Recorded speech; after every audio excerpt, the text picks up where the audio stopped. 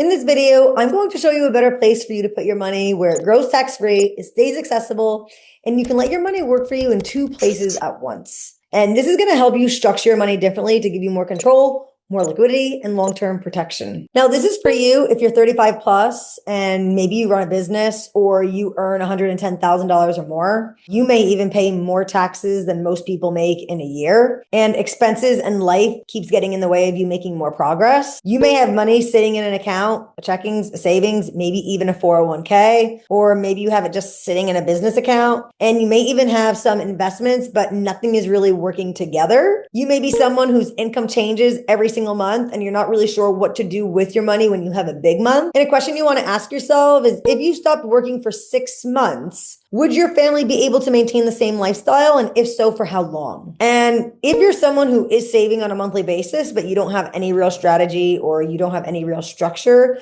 but you want your money working harder for you, then this is something that you want to stick around for. So before we get into the good stuff, I just want to be clear that this is for educational purposes only. This is not a get rich quick strategy. And I am not your financial advisor. So I am just a licensed financial professional. I'm showing you what I did and how I did it and how I'm helping others do the same. And I'm showing you the way that I started thinking differently about money so that you can decide if it makes the same sense for you as well. I used to have a very different view about money. I thought the more money I made, the more money I saved, the better position that I would be in. Things would always come up, whether that be kitchen remodels, a new backyard, a family member needing help. Maybe we ran into some extra business expenses we didn't account for. And I realized as I make money, that same money also goes back out. And then whatever I have left is normally what I would save. So here's how it goes for most people. Say you're making $10,000 per month, but after you pay your mortgage, your groceries, your bills, anything else that you have in the house, maybe things for your kids, you have about $8,000 a month going right back out. And at the end of the month, you have $2,000 left to save. And the question you normally ask yourself is the same as everybody else. How can I save that $2,000? And then you figure out what to do with the extra $2,000. But here's where the real shift comes into play. And this is the question that nobody ever asked me until I sat down with one of my mentors. But he asked me, what if you could earn on the $8,000 that you spend instead of just the $2,000 that you save? So I want you to think about that for a second. If you've been making $10,000, $15,000, $20,000 a month for several years, this should make you pause for a second, because when you zoom out over a decade, that's a massive amount of money. And that means you've earned over $1 million already. And for a lot of people watching this, you have either earned that or even more than that in your lifetime. And the really shocking part about all this is, where did it go? Not because you were irresponsible and you just did whatever you wanted with your money, but because life is expensive. Taxes are expensive. Business is expensive. Kids, groceries, bills, emergencies, investing, helping family. It all adds up. But if money keeps coming in and it's just leaving just as fast, the issue is not always income, but it's instead what happens to the money after you make it. And that's exactly what we're going to fix right now, not by me telling you to stop spending money and not by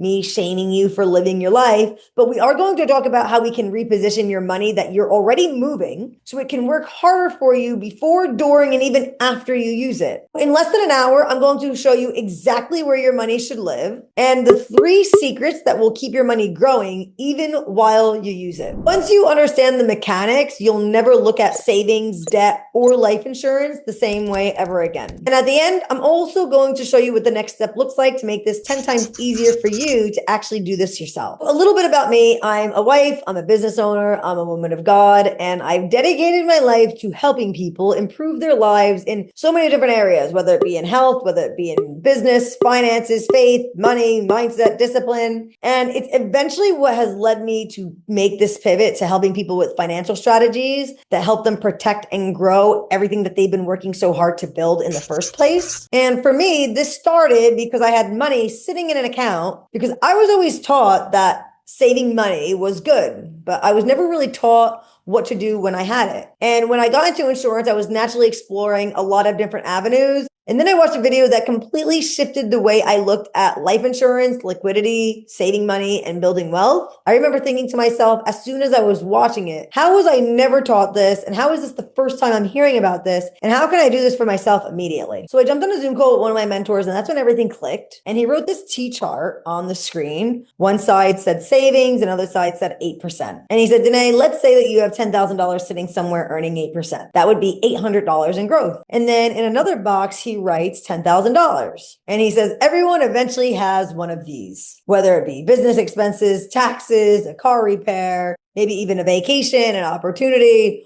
whatever it is. And he's like, well, what do you do when that comes up? And I said, I pay for it, obviously. I think that's the obvious response. And he's like, well, where do you pay from it for? And I'm like, for my savings. And he's like, okay, and then what happens? And I'm like, thinking this is a trick question. I'm like, I don't know. I fixed the problem.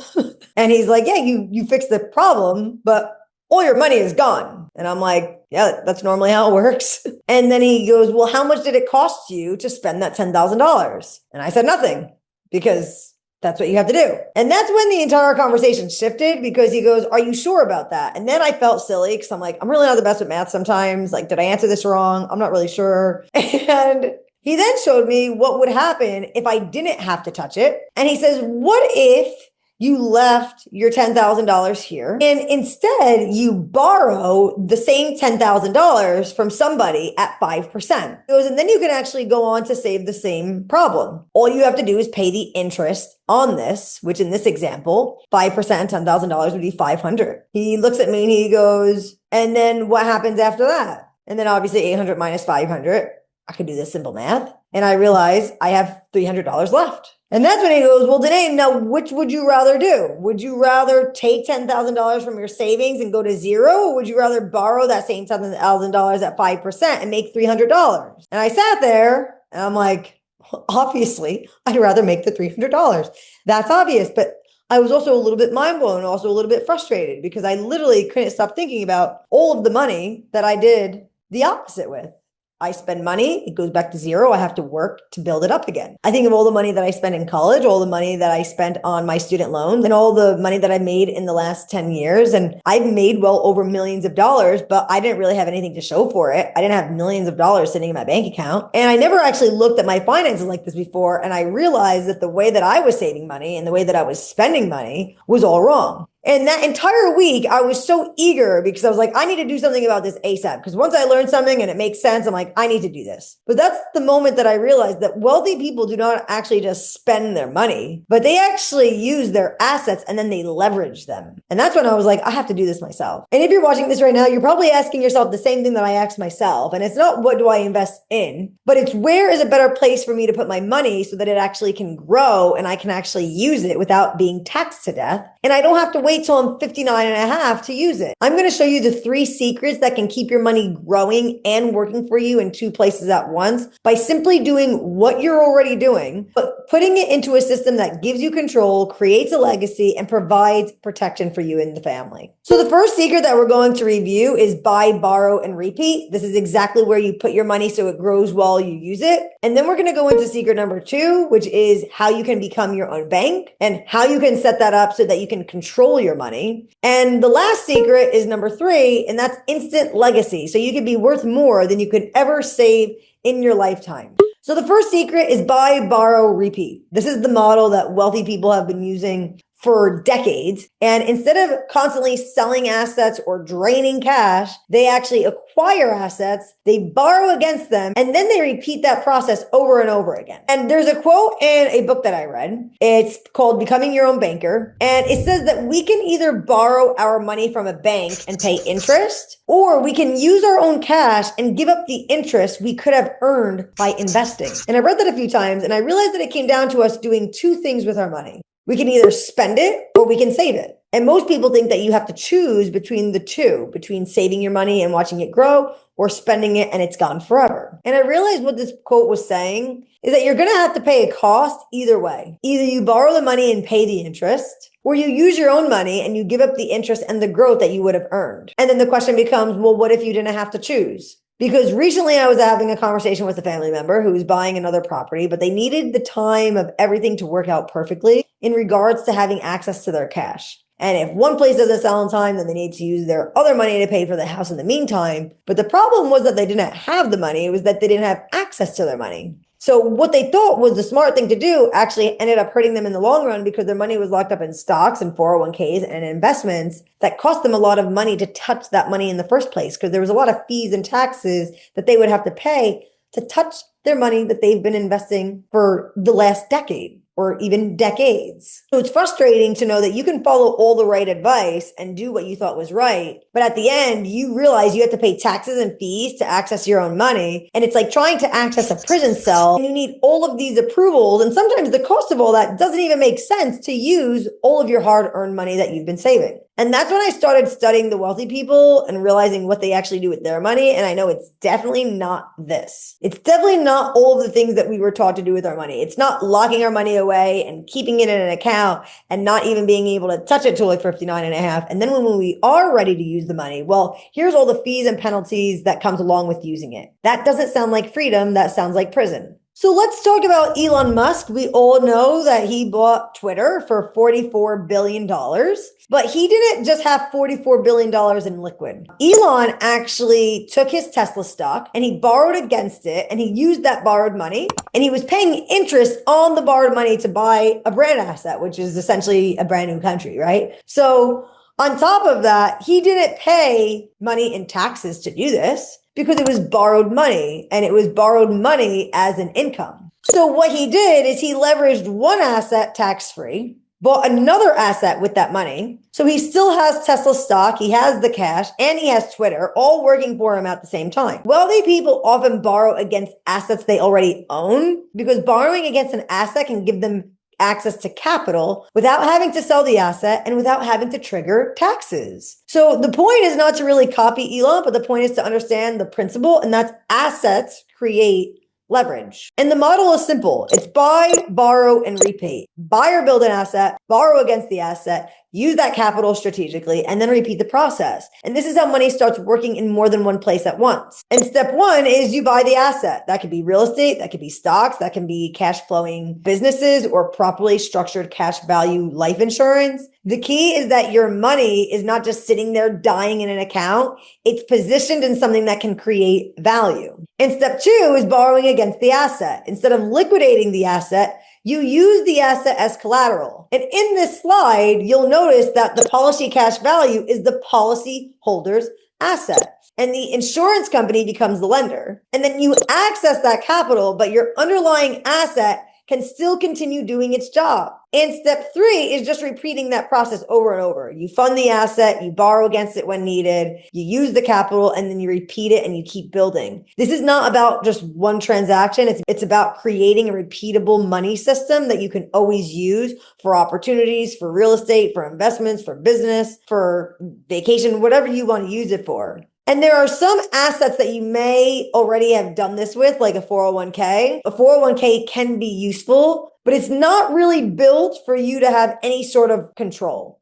You can generally access up to 50% or $50,000, whichever is less. Meaning you can have $1 million in a 401k, and if you needed to get a hold of that, that would only be about $50,000 that you can access. And the rest, you're going to pay penalties and fees on. You're actually paying the interest and you're losing the interest because the growth on that money, it stops. And then it's also forced repayment from every paycheck. It's mandatory. And what's worse, it's actually repaid with after-tax dollars. So that means we're taking money that's already been taxed, paying it back into an account that hasn't been taxed, which means when we pull it out of retirement, we get taxed on it again. That's called double taxation. So let me ask you this. Who does this setup actually benefit? Does it benefit you? Because I don't think it does. It definitely does not have our best interest in mind. And also, one thing to keep in mind, the loan also becomes a penalized withdrawal if you leave your job. So this is all the things that come with a 401k if you have one. Now, another question is, what about a HELOC? And a HELOC can be a great tool, but the deal with a HELOC is that the home is actually the collateral. And more importantly, the approval depends on credit and income, which already doesn't make it fully accessible to everyone. And not to mention just having good credit doesn't make you 100% qualified for something like this. And if the bank doesn't want to loan you the money, the bank doesn't have to loan you money, regardless of what your credit score is. And the line can be frozen, it can be reduced, the margin can drop, which creates even more risk.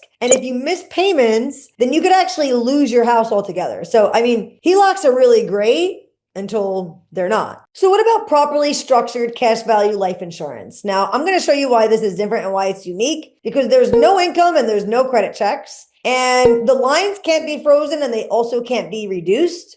And loan terms are contractually defined, so there's no mandatory repayment schedule. So you can decide if and when and how you want to pay it back. And if the market crashes, you don't have to worry about margin calls or someone forcing you to sell your assets or reducing the line or anything like that. And more importantly, it doesn't show up on your credit, which means it's not going to affect your utilization, your DTI, or your ability to get approved for stuff in the future. So that's why this is an asset class that is built for you to use while you're alive and not just when you die. Now, most people think life insurance is used for death. I say that because that's what I used to think. But most people don't know this, but Walt Disney was building Disneyland and banks did not approve him for funding, mainly because they didn't like or believe in his idea. So do you know what he used instead? He actually took a loan out from his life insurance policy to help finish Disneyland. So one of the most iconic brands in the world, almost was going to say in America, but literally in the entire world, it all started through an idea, almost didn't go through because he didn't have enough funding. But because he had the knowledge to actually have something like life insurance set up for him, he was actually able to use that funding to help finish his dream, which is now Disneyland, which we all use and have benefited from in one way, shape, or form. And then you also have Jim, who was, he is the head coach of the Los Angeles Chargers, but back when he was the coach at Michigan, he made history because they made him the highest paid head football coach. And they did that by the university essentially agreeing to pay him through a life insurance loan. So he didn't get paid cash. They agreed to pay him through a life insurance loan, which is pretty crazy. And once he was able to do that, other schools started to follow suit. And you even may know Ray Kroc, but this is another great example because he borrowed against cash value life policies to help pay employees and to fund McDonald's for their branding. So whether this is used for business growth, marketing, payroll, equipment, expansion, the idea is the same.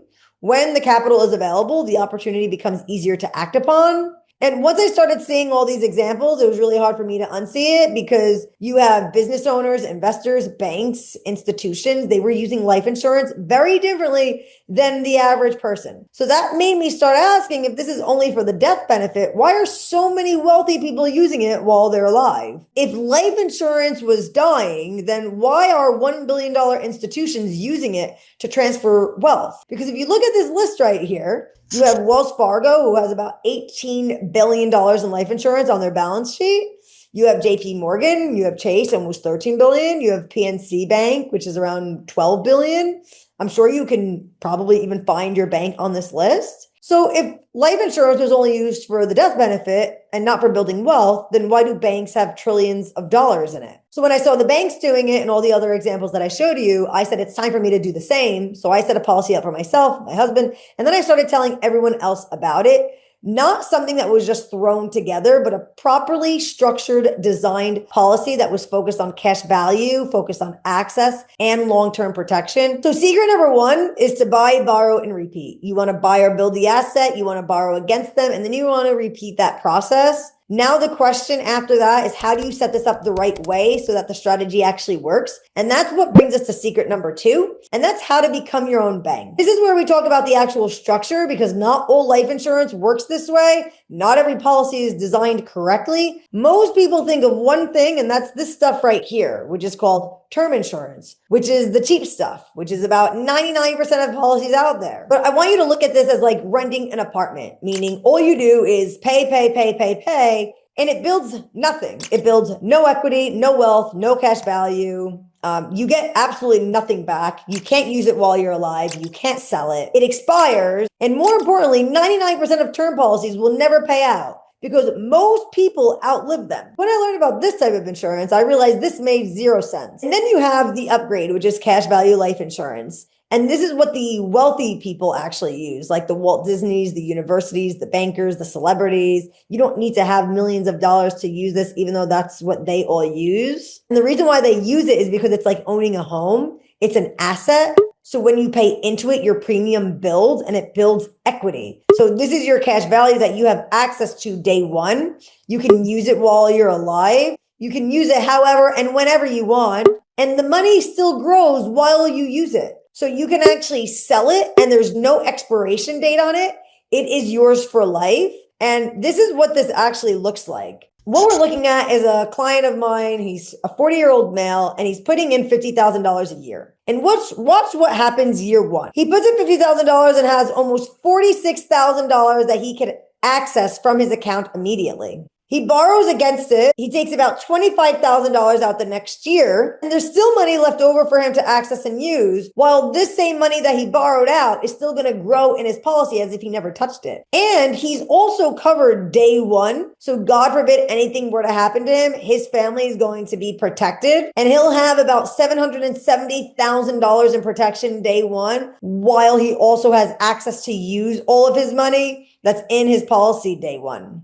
And then year three, he pulls out more money. And this is without him having to pay any of this back. So you'll notice this is not even something that you have to fund for the rest of your life. He's funding this for 7 years and his money continues to grow year after year. So this is how we save money and use money and grow money at the same time without actually being taxed to death. And this can be done at any level. So you'll notice here, this is $13,000 from another small business owner. So a little bit different from funding it at $50,000, but the level still works the same. You see it grow year 2, 3, 4, and 5. She's going to borrow against this for store renovations, and her money is going to keep growing as if she never touched it. And she doesn't have to worry about wiping out her account to do any of those renovations. So her money is working in two places at once. It's helping her fund the store. It's also helping her money grow at the same time. And it doesn't matter whether you do this with $13,000 or $50,000 or somewhere in between. The mechanics all work the same way. So the question for you is just, what's your number? Because we can make it work with any number. It just really depends on what your situation is. And this is the same exact thing that I do in my own policy.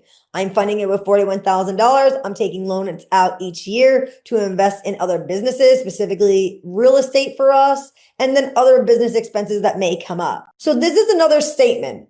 The policy earned about 8% for the year, along with taking out against it at 5%. So this is what the policy earned for the year, and then this is what the loan cost. So the difference between those two numbers is this. This is the profit. And these are real policies. These are real numbers. This is exactly what the banks do. They take our deposits, they lend it out at a higher rate, and they keep the difference. And this is the exact same game. This is the exact same thing that you can do for yourself instead of having to use the bank. So how do you set this up the right way? The first thing that you need to do is you need to fund it.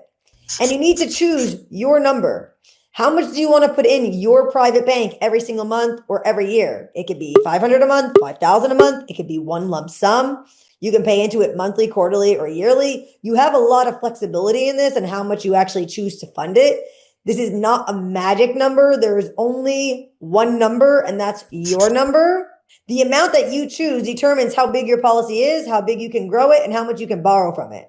So the more you put in, the more the plan works for you. But the reason why I love this is there's no minimum income requirement. So there's no credit check to get started. If you qualify for the policy, then you're in. And then a big question that people always ask is, well, how soon can I use and access the money? And how much do I need to put in? And although those are all great questions, those are all the exact same things that we figure out together on a call, because it depends on your situation. It depends on your age, your health, your goals. There's no one size fits all. But what I can say is once you choose your number, then we make it make sense for your life. And that's why it can be 500, 5,000, or just any annual lump sum that you already have saved and stored away somewhere. The second step, which is step 2, is to use it. And once there is cash value available, you generally access a large portion of it through policy loans. And you can generally access up to 90% of your policy's cash value. The money is deposited typically within 3 to 5 business days. There's no credit check. There's no income verification. It does not just show up on your credit. There's no mandatory repayment schedule. You can use it for your business. You can use it for real estate. You can use it for your taxes, emergencies, opportunities, vacation, whatever your life requires. It doesn't matter. You can do this as many times as you want for whatever you want. And the really big natural question that we always get is, when do I pay it back? And this is what makes this different. Because you're not dealing with a traditional bank, which normally has traditional repayment schedules. Everything that we have ever known, if we borrow money, we need to pay it back. And then there's interest on top of that. But this is where this is different, because the death benefit is the collateral. Why is that collateral? And it's because the insurance company owes that money from day one. So what you're looking at right now is a screenshot of the policy of about $750,000. The person borrowed around $93,000 worth in loans against his policy. So if they were to pass away without paying this bank loan, instead of getting back $750,000, their family is going to get back $658,000. All of this is tax-free. So yes, the loan reduces the death benefit, but your family is still protected. And you get to use that money while you're alive to expand your business, to buy real estate, to go on vacation, whatever it is. And then step 3 is an annual review with your agent. This is critical because this is not a set it and forget it type plan. Your income changes, your goals change, your loan activity changes. The policy needs to be reviewed so you can track growth, you can adjust your funding, you can optimize the loan strategy, and really just continue to focus on building your cash value. This is not mentioned by a lot of people, but it is a crucial step when creating a policy like this, because you want to make sure that this is constantly being adjusted for yourself and your lifestyle and whatever season that you're in. So here's what it looks like for you in your personal situation. We're going to use an example. Say you're someone who works for yourself, and let's just take $100,000 for example. You put it in a policy. That money is now working for you instead of just sitting in a checking account earning basically nothing. And instead of your capital sitting there and at a 0.5%, now it has the potential to earn 6 to 7%, even sometimes 10%, depending on the strategy and the performance. Now, let's just say your payroll hits or your taxes are due and you need $50,000. Instead of draining your checking account or interrupting any of your investments, you borrow against the policy. Your money stays inside the policy, continuing to grow and compound while you use the insurance company's money to cover payroll or taxes or investments or whatever opportunity comes up. And if you need capital again next quarter, you simply repeat that same process. And that's the shift. That money that you were already spending anyway just doesn't stop working for you now. Now it's working for you in the background. And most people's money dies the second they spend it. But with this strategy, your money is constantly compounding even while you're using it elsewhere. Because if that same money just sat in a checking account for the next 10 years, earning close to nothing, you could miss out on $80,000 to $100,000 or more in potential growth. And one of the hardest parts about that is that you can always make more money, but you can't ever get your lost time back. And that's why this strategy matters. Now, let's say that you're a real estate investor and say a deal comes across your desk and you need $50,000 for a down payment. Right now, you normally have 2 options. You go to a bank and wait 30, 60 days while somebody else can possibly grab the deal, or you possibly go to a hard money lender and you pay 12, 13, maybe even 15% just for the privilege of moving fast. Now, let's imagine you are now operating as your own bank and you have your own policy. And let's say you borrowed that $50,000. You get the money in days, not months, no lender approval, no points, nobody else is in the deal. You close on that property, the tenant moves in, the rental income starts covering the loan, and the whole time your money in the policy didn't even move. It's still sitting there and it's still earning like you never even touched it. 6 months later, the deal shows up, you do the same thing again. You buy, you borrow, you repeat. Realtors already know this because they buy the house, they borrow against the house, and then they buy another house. Now you take that same money and you run that exact same money through the policy the same way. Now what you're doing is called double dipping, and we all love a double dip. Now here's what it costs if you do nothing. Let's say you continue using the hard money lender at 13% instead of borrowing against your own policy at 5% on a $50,000 loan. That's about $4,000 difference per year going straight to the lender. Let's say if you do 2 deals a year, that's about $8,000. over 5 years, that's $40,000 that you paid somebody else to use money that you could have had access to yourself. And that's just the interest. That doesn't even count the points and the fees or other deals that you've missed because maybe you didn't move fast enough. So every deal you fund with somebody else's money with their own terms, you give it away because you just didn't set it up. This is why you need this setup instead. And then we move to secret number 3, which is creating an instant legacy. This is about being worth more to your family than you could ever save in cash alone, more than you could ever save in a lifetime. So let's dive in. You may know this guy. And if you don't, you know his app. And this is actually the CEO of Cash App. And he's actually worth over $10 million. And one night, I think it was back in 2004, he actually got murdered and he was stabbed to death in San Francisco. And he left behind a wife, 2 kids. He was a brother. He had a big family. But what's really crazy is that his family had to create a GoFundMe for him. Because his $10 million, his net worth, all of his money was tied up. It was stuck in probate. They couldn't access any of his money. And in a time when they needed it the most, he had $10 million worth of assets. His family had to go online and ask strangers for help. So when you think about that, it could be a little bit embarrassing if you're stuck in that situation. But then you look at Kobe Bryant, and he's one of my all-time favorite players. I remember exactly where I was when he passed away. It was at my bridal shower. It was actually a very sad day. I was devastated, but here's the difference between Kobe and the Cash App owner. Kobe had a trust, he had life insurance, he had structure in place, and his family did not have to start a GoFundMe. His family didn't have to wait years for them to access his money. His family was actually protected day one. So you actually see 2 men, same age, both gone way too soon, completely different outcomes for their family. And that's really what you need to kind of sit here with, because we all assume we have time. We say it all the time, I'll do it when. But how much time do we really have? Because we all assume that we have the time, but the average life expectancy for a male in America is 76 years old, and for a female is 81. And that's typically what we're all banking on, but you have 2 healthy, overachieving, performing men who didn't make it past 41. So this is the part most people avoid because it's uncomfortable, but you will probably wake up tomorrow and, God willing, the next day and the day after that, because we don't really know when our time is. But the one thing that you don't get to do over is you don't get to redo dying. Once you die, that's it. And that's the same thing for every single one of us. You really only have one shot for you to make sure that your family is taken care of. And most of us know this, but what do? We procrastinate. We tell ourselves, I'll do it when the kids get older, when I'm older, when I save more money, when things come down, when I make more, when the big job goes through, or when I have more time. If your income stopped tomorrow, your family would still have bills. You'd have your mortgage, you'd have food to pay for, tuition, car payments, insurance, business obligations. None of that pauses because your life changed.